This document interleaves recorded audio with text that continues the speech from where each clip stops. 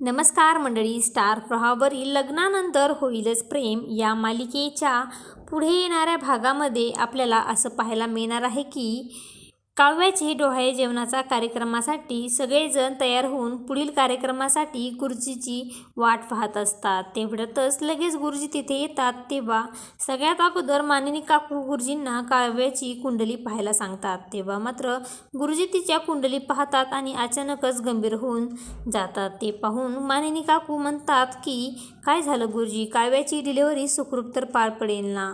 म्हणजे तसं काही संकेत दिसत असेल ना तुम्हाला? तेव्हा आता गुरुजी म्हणतात, हो, मला आता स्पष्ट संकेत दिसत आहे की काव्याला तिच्या बाळाच्या जन्माआधीच घरामध्ये दडलेलं खूप मोठं सत्याला सामोरे जावे लागणार आहे. आणि आता हे सत्य काव्याच्या समोर येताच तिला आणि तिच्या बाळाला वाचवण्यासाठी अनेक संकटांना तोंड द्यावं लागणार आहे.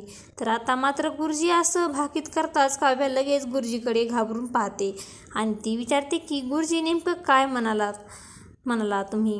हे कसले संकेत देताय तुम्ही? तेव्हा आता गुरुजी काव्याला म्हणतात की वेळ आल्यावर तर तुला सगळं कळेलच काव्य, आणि तो दिवस आता फार दूर नाही आहे. काळजी करू नकोस काव्याला, कारण काव्य, आता मला आता स्पष्ट संकेत दिसत आहेत की तू तुझ्या मातृत्वाचा अग्निपरीक्षेमध्ये नक्कीच पार पाडशील आणि तुमच्या घरामध्ये बाळाच्या येण्याने तुमचे पुढील आयुष्य पूर्णपणे बदलून जाईल. पण त्यापूर्वी एक गोष्ट लक्षात ठेव काव्या, तुझ्या घरातील ज्या व्यक्तीवर तुझा सर्वाधिक जास्त विश्वास ठेवतेस ना, त्याच व्यक्तीमुळे तुला या कठीण परीक्षेला सामोरे जावे लागणार आहे. तर असं काही आपल्याला या भागामध्ये पाहायला मिळणार आहे. अशाच मालिकेचे नवनवीन अपडेट पाहण्यासाठी आपल्या चॅनलला लाईक करा, शेअर करा आणि सबस्क्राईब करायला विसरू नका. धन्यवाद.